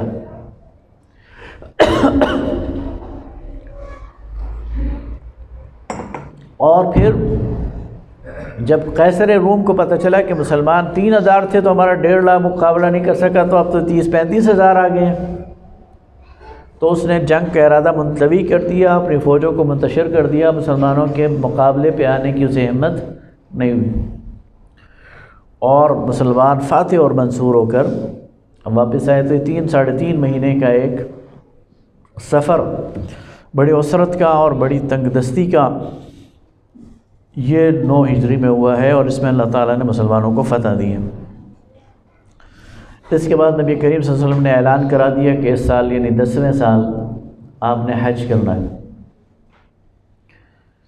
حج کے موقع پر سارے عرب سے لوگ وہ چل پڑے، اور نبی کریم صلی اللہ علیہ وسلم کی امامت میں 1.5 لاکھ لوگوں نے کم و بیش حج کیا ہے، اسے حجۃ الوداع کہتے ہیں۔ اس میں نبی کریم صلی اللہ علیہ وسلم نے آخری وصیت اور آخری نصیحت کے طور پہ جو خطبہ دیا وہ انسانی حقوق کا بہترین منشور ہے۔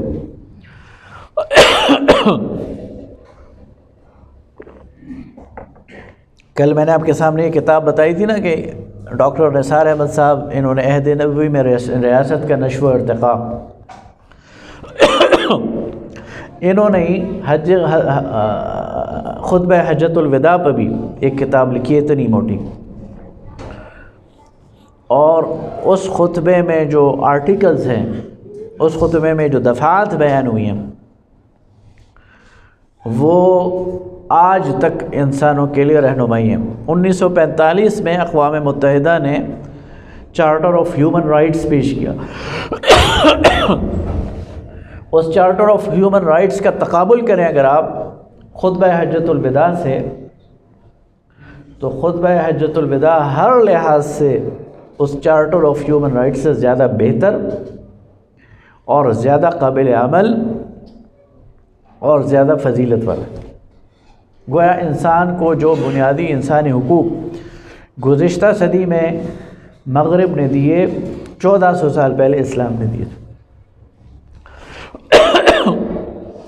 اس حج سے واپسی پر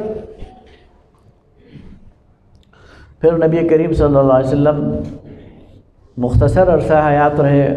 سفر کی آخری تاریخوں میں 11 ہجری، محرم میں 11 ہجری شروع ہوئی ہے.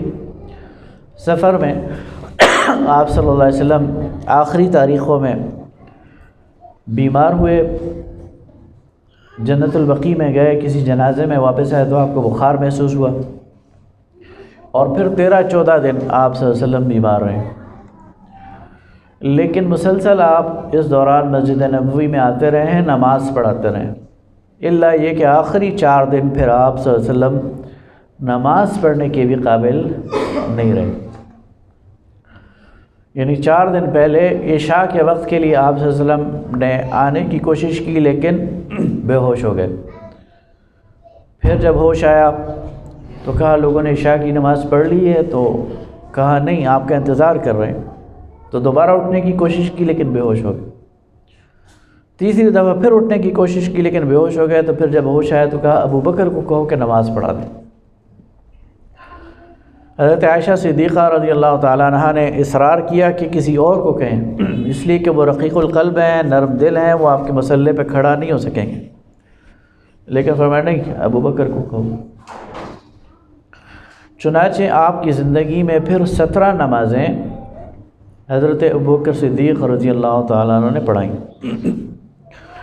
وفات سے 1 یا 2 دن پہلے، یعنی ہفتے کے دن یا اتوار کے دن، ظہر کی نماز میں نبی کریم صلی اللہ علیہ وسلم کی طبیعت قدر بہتر ہوئی تو 2 لوگوں کا سہارا لے کر آپ مسجد نبوی میں اس وقت تشریف لائے جب مسلمان حضرت ابوبکر کی قیادت میں اقتداء میں ظہر کی نماز پڑھ رہے تھے. آپ کو بالکل محراب میں حضرت ابوبکر کے پہلو میں بٹھا دیا گیا صلی اللہ علیہ وسلم.